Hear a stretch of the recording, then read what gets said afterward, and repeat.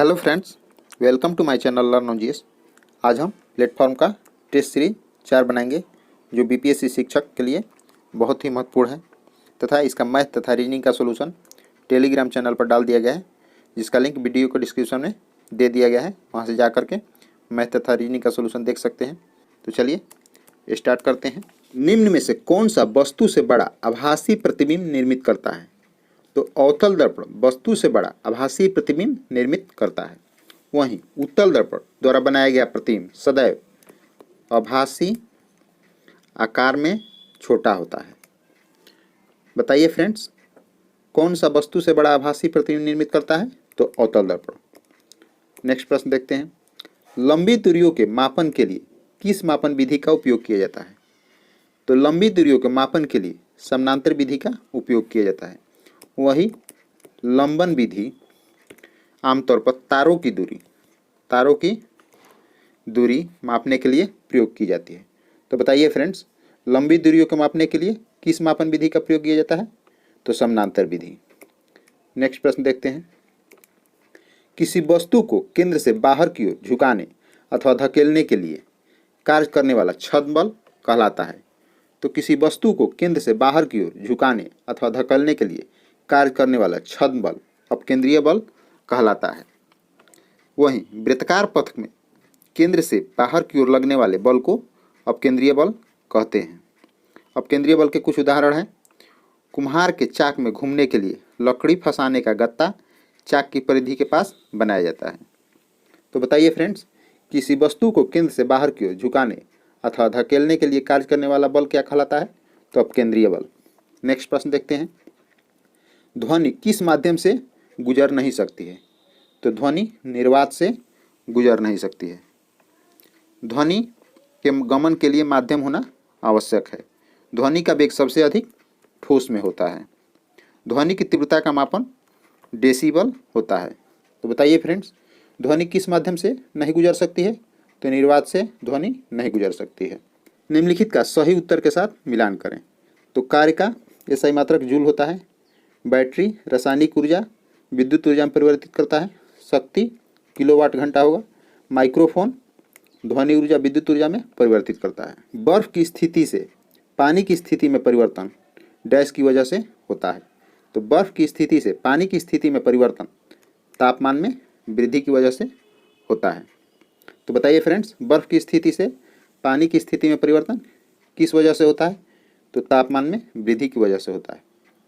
Next प्रश्न। मुक्त रूप से गिरना केवल डैश में संभव है? तो मुक्त रूप से गिरना केवल निर्वात में संभव है। निर्वात वह अवस्था है जहाँ किसी अवरोध अथवा माध्यम की स्थिति नहीं होती है। मुक्त रूप से वस्तु को निर्वात में समान ऊंचाई से विभिन्न द्रव्यमानों के गिराने पर वह पृथ्वी पर समान समय में पहुँचेगा। तो बताइए फ्रेंड्स, मुक्त रूप से गिरना केवल किस में संभव है? तो निर्वात में संभव है। डैश अमलगम बनाने के लिए आवश्यक एक महत्वपूर्ण धातु है। तो पारा अमलगम बनाने के लिए आवश्यक एक महत्वपूर्ण धातु है। पारा केवल लोहे को छोड़कर प्रायः सभी धातुओं के साथ मिश्र धातु बनाती है। इसका कुछ प्रकार देख लेते हैं अमलगम का। तो डेंटल अमलगम, इसका उपयोग दांत के गड्ढों को भरने के लिए किया जाता है। तो बताइए फ्रेंड्स, अमलगम बनाने के लिए आवश्यक एक महत्वपूर्ण धातु कौन है? तो पारा। नेक्स्ट प्रश्न। रसोई गैस एलपीजी में मुख्यतः कौन शामिल होते हैं? तो रसोई गैस यानी एलपीजी में मुख्यतः प्रोपेन और ब्यूटेन शामिल होते हैं। सीएनजी का मुख्य घटक मीथेन होता है। मीथेन का सूत्र CH4 होता है। निम्नलिखित धातुओं में से कौन सी कक्षीय तापमान पर द्रव्य अवस्था में होती है? तो यहाँ पारा जो है कक्षीय तापमान पर द्रव्य अवस्था में होती है। यह ऊष्मा एवं विद्युत का सुचालक होता है। पारा का प्रयोग थर्मामीटर, बैरोमीटर आदि यंत्रों में किया जाता है। ब्रोमीन एक अधातु है। अधातु द्रव है। नेक्स्ट प्रश्न। विद्युत संयोजी यौगिक में नहीं होगा। यह प्रश्न आपके लिए छोड़ते हैं। इस प्रश्न का उत्तर आपको बताना है। कांसा मिश्र धातु है। तो कांसा तांबा एवं टीन का मिश्र धातु होता है। पायस यानी इमल्सन किससे मिलकर बनता है? तो पायस दो द्रवों से मिलकर बनता है। पायस यानी इमल्सन के दोनों द्रव प्रायः अमिश्रणीय होते हैं। द्रव्यमान और भार के बारे में निम्नलिखित में से क्या सही है? तो द्रव्यमान एक अदिश राशि है तथा भार एक सदिश राशि है। द्रव्यमान किसी वस्तु में पदार्थ की मात्रा होती है। भार गुरुत्व बल है। गुरुत्व बल जिस बल से किसी वस्तु को पृथ्वी अपने केंद्र की ओर खींचती है उसे भार कहते हैं। पृथ्वी के ध्रुव पर वस्तु का भार विषुवत रेखा की अपेक्षा अधिक होती है। तो बताइए फ्रेंड्स, द्रव्यमान और भार के बारे में कौन सही है? तो द्रव्यमान एक अदिश राशि है जबकि भार एक सदिश राशि है। नेक्स्ट प्रश्न देखते हैं। एक यंत्र जिसका उपयोग परिपथ में विद्युत धारा को मापने के लिए किया जाता है क्या कहलाता है? तो एक यंत्र जिसका उपयोग परिपथ में विद्युत धारा मापने के लिए किया जाता है उसे एमीटर कहते हैं। किसी वस्तु की कोणीय स्थिति को मापने के लिए जाइरोस्कोप का उपयोग किया जाता है। तो बताइए फ्रेंड्स, एक यंत्र जिसका उपयोग परिपथ में विद्युत धारा मापने के लिए किया जाता है उसे क्या कहते हैं? तो एमीटर कहते हैं। नेक्स्ट प्रश्न, महिलाओं में निषेचित अंडा डैश के अवस्था में प्रत्यारोपित हो जाता है। तो महिलाओं में निषेचित अंडा गर्भाशय के अवस्था में प्रत्यारोपित हो जाता है। निःश्वसन डैश द्वारा होता है। तो निःश्वसन फेफड़ों की अस्फीति द्वारा होता है। निःश्वसन वायुमंडल की वायु का फेफड़ों में प्रवेश की क्रिया है। फेफड़ों में भरी वायु का फेफड़ों से बाहर निकालने की क्रिया उच्च श्वास कहलाती है। तो बताइए फ्रेंड्स, निःश्वसन किसके द्वारा होती है? तो निःश्वसन फेफड़ों की अस्फीति द्वारा होती है। नेक्स्ट प्रश्न, डैश से श्वसन के दौरान ऊर्जा प्राप्त होती है। तो ग्लूकोज के जलने से ऊर्जा प्राप्त होती है। बताइए फ्रेंड्स, किससे श्वसन के दौरान ऊर्जा प्राप्त होती है? तो ग्लूकोज के जलने से ऊर्जा प्राप्त होती है। निम्न में से किस एक का निर्माण हमारे शरीर में नहीं होता है? तो इनमें से विटामिन ए का निर्माण हमारे शरीर में नहीं होता है, जबकि प्रोटीन, एंजाइम तथा हार्मोन का निर्माण हमारे शरीर में होता है। विटामिन ए का मुख्य स्रोत मछली के यकृत का तेल, टमाटर, गाजर, मक्खन, अंडे की जर्दी है। विटामिन ए का रासायनिक नाम रेटिनॉल है। विटामिन ए वसा में घुलनशील होता है। विटामिन बी एंड सी जल में घुलनशील होता है। विटामिन डी, ई एवं के भी वसा में घुलनशील होता है। तो बताइए फ्रेंड्स, निम्न में से किस एक का निर्माण हमारे शरीर में नहीं होता है? तो विटामिन ए का निर्माण हमारे शरीर में नहीं होता है। नेक्स्ट प्रश्न, जबड़ा डैश का भाग है? तो जबड़ा खोपड़ी का भाग है। खोपड़ी में 29 अस्थियां पाया जाता है। तो बताइए फ्रेंड्स, जबड़ा किसका भाग है? तो जबड़ा खोपड़ी का भाग है। नेक्स्ट प्रश्न, निम्नलिखित में से किसे प्राणी जगत के अंतर्गत वर्गीकृत किया जाता है? तो मेटाजोआ को प्राणी जगत के अंतर्गत वर्गीकृत किया जाता है। तो बताइए फ्रेंड्स, किसे प्राणी जगत के अंतर्गत वर्गीकृत किया जाता है? तो मेटाजोआ को प्राणी जगत के अंतर्गत वर्गीकृत किया जाता है। नेक्स्ट प्रश्न, निम्नलिखित में से कौन सा तिलचट्टे तथा अन्य कीटों का उत्सर्जक अंग है? तो यहाँ मैलपीगी नलिकाएं तिलचट्टे तथा अन्य कीटों का उत्सर्जक अंग है। तो बताइए फ्रेंड्स, तिलचट्टे तथा अन्य कीटों का उत्सर्जक अंग कौन है? मैलपीगी नलिकाएं तिलचट्टे तथा अन्य कीटों का उत्सर्जक अंग है। नेक्स्ट प्रश्न, लाल शैवाल आमतौर पर डैश में पाए जाते हैं? तो लाल शैवाल आमतौर पर जल निकायों में पाए जाते हैं। शैवालों के अध्ययन को फाइकोलॉजी कहा जाता है। फाइकोलॉजी। तो बताइए फ्रेंड्स, लाल शैवाल आमतौर पर कहाँ पाए जाते हैं? तो लाल शैवाल आमतौर पर जल निकायों में पाए जाते हैं। नेक्स्ट प्रश्न, अपस्पार यानी मिर्गी से शरीर का कौन सा अंग प्रभावित होता है? तो मिर्गी से मस्तिष्क प्रभावित होता है। मनुष्य के मस्तिष्क का वजन लगभग 1400 ग्राम होता है। तो बताइए फ्रेंड्स, मिर्गी से शरीर का कौन सा अंग प्रभावित होता है? तो मिर्गी से मनुष्य का मस्तिष्क प्रभावित होता है। नेक्स्ट प्रश्न, अपच में उपचार के लिए निम्न में से किस प्रकार की दवाओं का उपयोग किया जाता है? तो अपच में उपचार के लिए अम्लत्वनाशक दवाओं का उपयोग किया जाता है। तो बताइए फ्रेंड्स, अपच में उपचार के लिए किस प्रकार की दवाओं का उपयोग किया जाता है? तो अपच में अम्लत्वनाशक दवाओं का उपयोग किया जाता है। उन पशुओं को क्या कहा जाता है जो पौधों और पशुओं दोनों को खाते हैं? तो उन पशुओं को सर्वाहारी कहा जाता है जो पौधों और पशुओं दोनों को खाते हैं। भालू जो है सर्वाहारी जानवर है। नेक्स्ट प्रश्न, निम्नलिखित में से कौन सा जीवाणु फलदार पादपों की मूल प्रविकाओं के निर्माण से संबंधित है? तो राइजोबियम जीवाणु फलदार पादपों की मूल पर्विकाओं से के निर्माण से संबंधित है। तो बताइए फ्रेंड्स, कौन सा जीवाणु फलदार पादपों की मूल पर्विकाओं के निर्माण से संबंधित है? तो राइजोबियम जीवाणु फलदार पादपों की मूल पर्विकाओं के निर्माण से संबंधित है। नेक्स्ट प्रश्न, निम्न में से किस पौधों की जड़ों में नाइट्रोजन जोड़ने वाली बैक्टीरिया की ग्रंथियां नहीं होती है? तो तुलसी की जड़ों में नाइट्रोजन जोड़ने वाली बैक्टीरिया की ग्रंथियां नहीं होती है, जबकि स्वीट पी, बगीचे वाली मटर तथा मूंगफली के जड़ों में नाइट्रोजन जोड़ने वाली बैक्टीरिया की ग्रंथियां होती है। बताइए फ्रेंड्स, किन पौधों की जड़ों में नाइट्रोजन जोड़ने वाली बैक्टीरिया की ग्रंथियां नहीं होती है? तो तुलसी की जड़ों में नाइट्रोजन जोड़ने वाली बैक्टीरिया की ग्रंथियां नहीं होती है। नेक्स्ट प्रश्न, निम्नलिखित में से कौन सा एक वायु प्रदूषण से संबंधित नहीं है? तो यहाँ यूट्रोफिकेशन जो है वायु प्रदूषण से संबंधित नहीं है, जबकि स्मॉग, अम्ल वर्षा तथा एस्बेस्टोसिस वायु प्रदूषण से संबंधित है। तो बताइए फ्रेंड्स, यहाँ कौन सा एक वायु प्रदूषण से संबंधित नहीं है? तो यूट्रोफिकेशन जो है वायु प्रदूषण से संबंधित नहीं है। नेक्स्ट प्रश्न देखते हैं, निम्नलिखित पर विचार करें। मछली, हाइड्रा तथा स्पंज उपयुक्त में से किसमें कोई परिसंचरण तंत्र नहीं पाया जाता है? तो यहाँ हाइड्रा तथा स्पंज में परिसंचरण तंत्र नहीं पाया जाता है, तो इसका ऑप्शन हो जाएगा सी, यानी 2 और 3। तो बताइए फ्रेंड्स, इनमें से किसमें कोई परिसंचरण तंत्र नहीं पाया जाता है? तो हाइड्रा तथा स्पंज में कोई परिसंचरण तंत्र नहीं पाया जाता है। इकोटोन का अर्थ क्या होता है?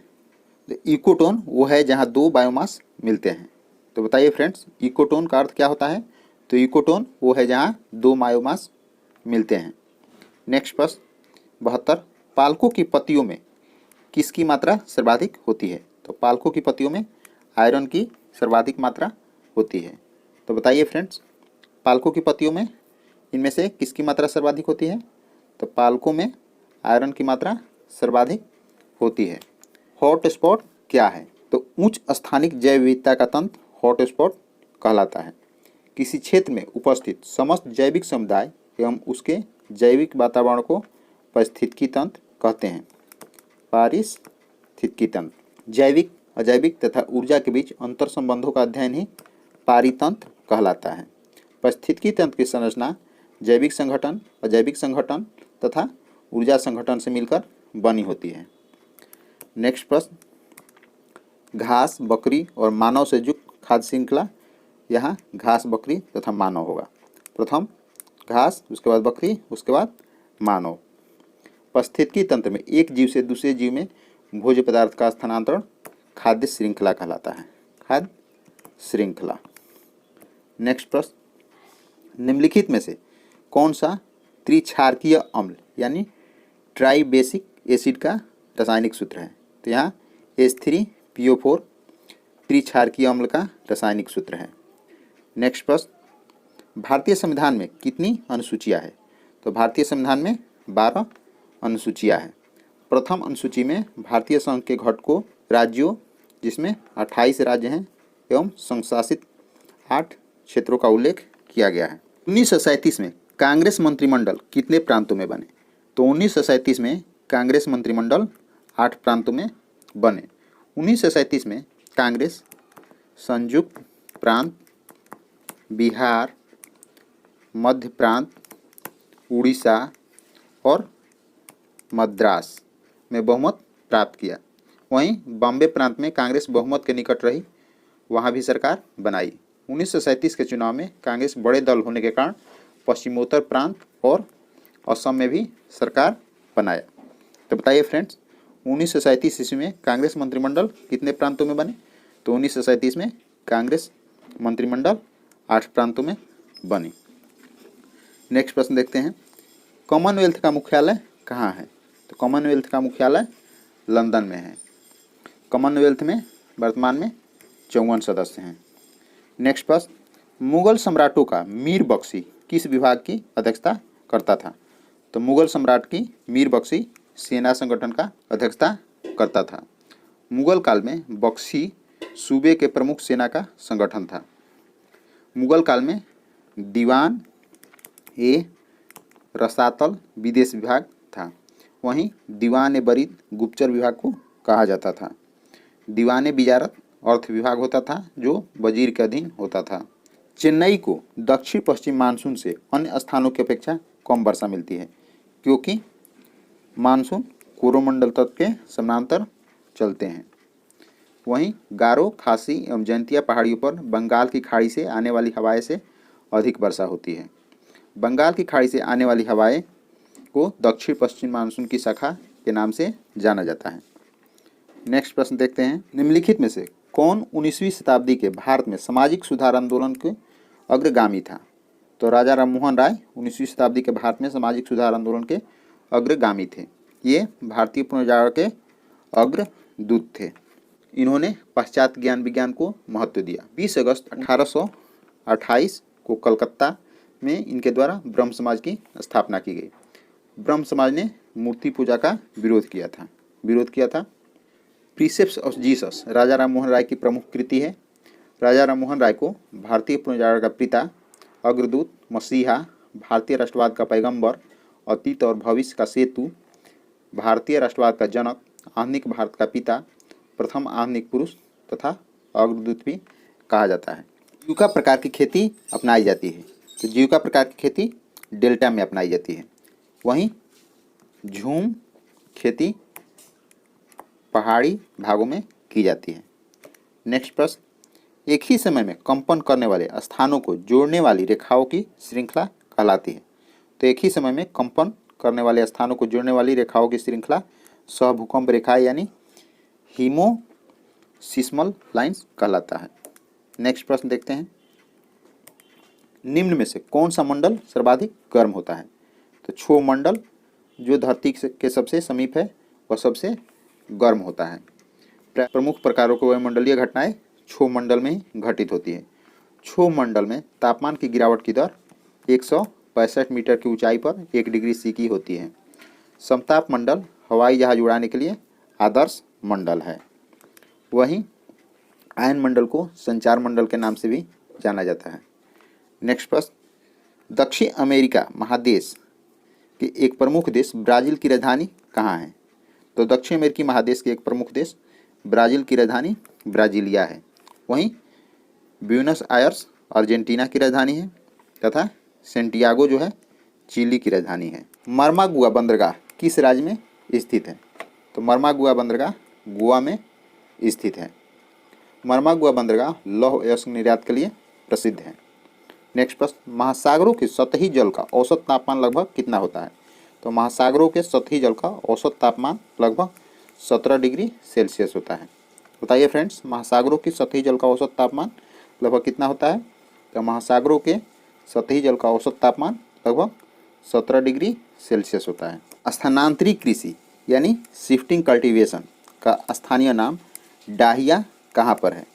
तो स्थानांतरित कृषि यानी शिफ्टिंग कल्टीवेशन का स्थानीय नाम डाहिया मध्य प्रदेश में कहा जाता है। स्थानांतरित कृषि एक प्राचीन विधि है। इस विधि के अंतर्गत किसी विशेष स्थान की वनस्पति को काटकर और जलाकर उस स्थान पर कृषि की जाती है। तो बताइए फ्रेंड्स, स्थानांतरित कृषि का स्थानीय नाम डाहिया कहाँ पर है? तो मध्य प्रदेश में। नेक्स्ट प्रश्न, स्वतंत्र भारत में देश की प्रथम औद्योगिक नीति की घोषणा किस वर्ष की गई? तो स्वतंत्र भारत में देश की प्रथम औद्योगिक नीति की घोषणा 1948 में की गई। 6 अप्रैल 1948 को तत्कालीन केंद्रीय उद्योग मंत्री डॉक्टर श्यामा प्रसाद मुखर्जी द्वारा प्रथम औद्योगिक नीति की घोषणा की गई थी। भू राजस्व के लिए अस्थायी बंदोबस्त प्रणाली किसके द्वारा लागू किया गया था? तो भू राजस्व के लिए अस्थायी बंदोबस्त प्रणाली लॉर्ड कॉर्नवालिस द्वारा लागू किया गया था 1793 में। अस्थायी बंदोबस्त के तहत जमींदार को भू स्वामी मानकर उनके साथ भूमि को बंदोबस्त की गई। अस्थायी बंदोबस्त व्यवस्था में भू राजस्व का 89% यानी 89% ब्रिटिश सरकार को प्राप्त होता था तथा 11% जमींदार को प्राप्त होता था। बंगाल, बिहार, उड़ीसा, असम, बनारस, दक्षिण भारत के कुछ क्षेत्रों में अस्थायी बंदोबस्त व्यवस्था लागू थी। पक्षाभ शब्द से क्या तात्पर्य है? तो पक्षाभ शब्द से एक ऊंचा बादल का तात्पर्य है। ये देखने में पक्षी के उजले पंख जैसे लगते हैं। इसमें वर्षा नहीं होती है। निम्नलिखित में से कौन से या कथन सत्य है? तो इनमें दक्षिण सीमांत क्षेत्र में क्वार्टजाइट चट्टानों सूकर पीठ के रूप में विकसित हुई है। सही है। सोन नदी कैमूर के पठार को छोटा नागपुर पठार से अलग करती है, यह भी सही है। कैमूर के पठार में बलुआ पत्थर प्राप्त होते हैं, यह भी सही है। तो इसमें हो जाएगा तीनों सही है, 1 2 3। नेक्स्ट प्रश्न देखते हैं। पंचतंत्र को किसने लिखा था? तो पंचतंत्र को विष्णु शर्मा द्वारा लिखा गया था। तो बताइए फ्रेंड्स, पंचतंत्र को किसके द्वारा लिखा गया था? तो पंचतंत्र को विष्णु शर्मा द्वारा लिखा गया था। नेक्स्ट प्रश्न, कंबोडिया के किस शासक ने प्रसिद्ध अंगकोर वाट बनाया? तो कंबोडिया के सूर्यवर्मन सेकंड द्वारा प्रसिद्ध अंगकोर वाट बनाया गया। यह विष्णु मंदिर है। फ्रेंच ईस्ट इंडिया कंपनी की स्थापना इस साल हुई। तो फ्रेंच ईस्ट इंडिया कंपनी की स्थापना 1664 में हुई थी। फ्रांसीसियों ने भारत में अपनी पहली कोठी 1668 में सूरत में बनाई थी। तो बताइए friends, French east India company की स्थापना कब हुई थी? तो फ्रेंच ईस्ट इंडिया कंपनी की स्थापना 1664 में हुई थी। नेक्स्ट प्रश्न, भारतीय राष्ट्रीय कांग्रेस की स्थापना का वर्ष इनमें से कौन है? तो भारतीय राष्ट्रीय कांग्रेस की स्थापना का वर्ष 1885 है। भारतीय राष्ट्रीय कांग्रेस की स्थापना 28 दिसंबर 1885 को बॉम्बे के गोकुलदास तेजपाल संस्कृत कॉलेज के भवन में हुई थी। कांग्रेस के प्रथम अध्यक्ष WC बनर्जी थे। तो बताइए फ्रेंड्स, भारतीय राष्ट्रीय कांग्रेस की स्थापना का वर्ष कौन है? तो 1885। नेक्स्ट प्रश्न, 1905 में बंगाल के विभाजन का आदेश किसके द्वारा दिया गया था? तो 1905 में बंगाल के विभाजन का आदेश लॉर्ड कर्जन द्वारा दिया गया था। बंगाल का विभाजन विधिवत रूप से 16 अक्टूबर 1905 को किया गया था। लॉर्ड कर्जन का मानना था कि उसने बंगाल का विभाजन प्रशासनिक सुविधा को ध्यान में रखते हुए किया है, लेकिन भारतीय राष्ट्रीय कांग्रेस का मानना था कि उसने बंगाल का विभाजन सांप्रदायिकता को ध्यान में रखते हुए किया है।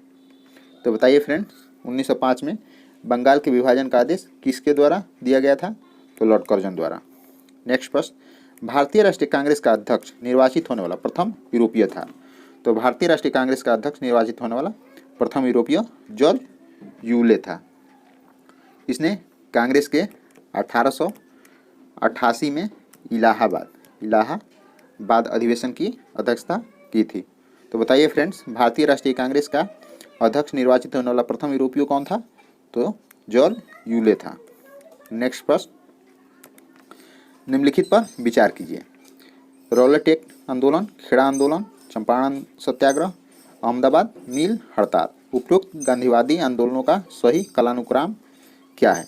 तो चंपारण सत्याग्रह 1917 में हुआ था, अहमदाबाद मिल हड़ताल 1918 में, खेड़ा 1918 में, रॉलेट एक्ट 1930 में हो जाएगा 3 4 2 1 3 4 2 1।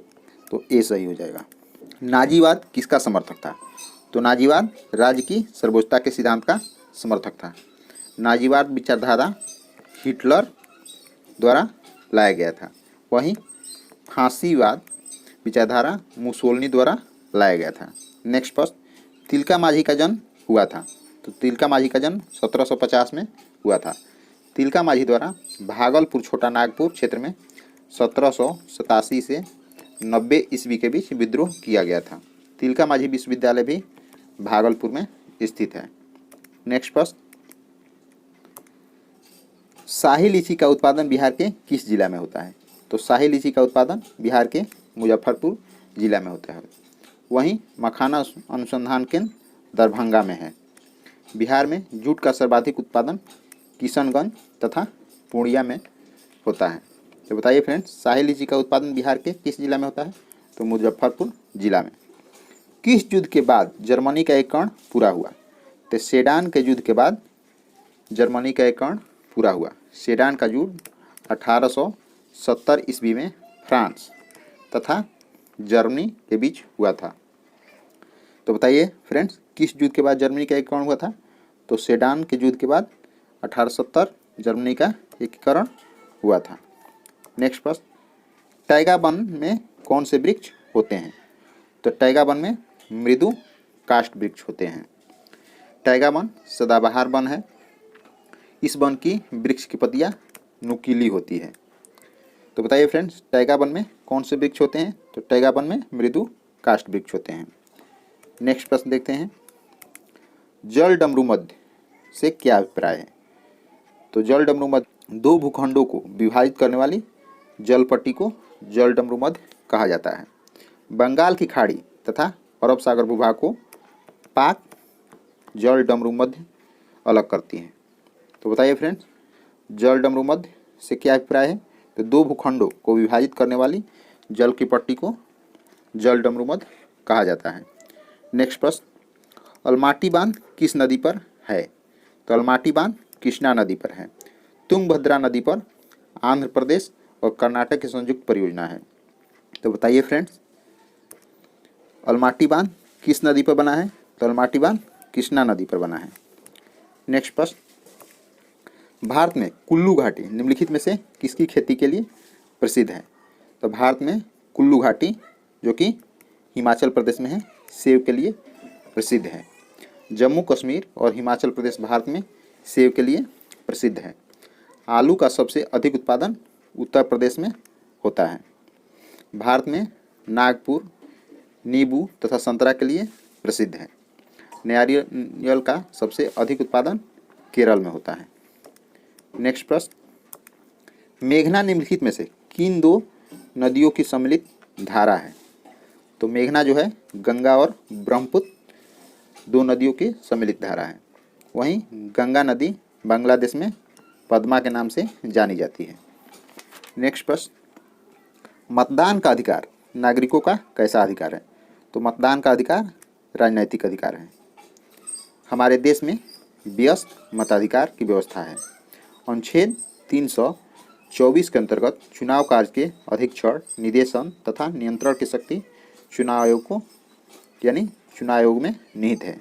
तो मतदान का अधिकार नागरिकों को कैसा अधिकार है? तो मतदान का अधिकार राजनीतिक अधिकार है। नेक्स्ट प्रश्न देखते हैं, समता के अधिकार के अंतर्गत कौन सी समानताएं आती है? तो इनमें कानून की नज़र में समता, भेदभाव एवं विशेषाधिकारों का अंत, अवसर की समता, इनमें सभी। तो इनमें समता के अधिकार के अंतर्गत इनमें सभी हो जाएगा। संवैधानिक उपचारों के अधिकार का क्या अर्थ है? तो मौलिक अधिकार न्यायालय द्वारा संरक्षित है। मौलिक अधिकारों के हनन की स्थिति में व्यक्ति न्यायालय से सुरक्षा प्राप्त कर सकता है या न्यायालय की शरण में जा सकता है। सर्वोच्च न्यायालय को मौलिक अधिकारों का अभिभावक बनाया गया है। तो इनमें सभी सही है, यानी संवैधानिक विचारों के अधिकारों का अर्थ है इनमें सभी होगा। भारत कैसा राज्य है? तो भारत एक कल्याणकारी राज्य है। निदेशक तत्वों के माध्यम से देश में कल्याणकारी राज्य की स्थापना का प्रावधान किया गया है।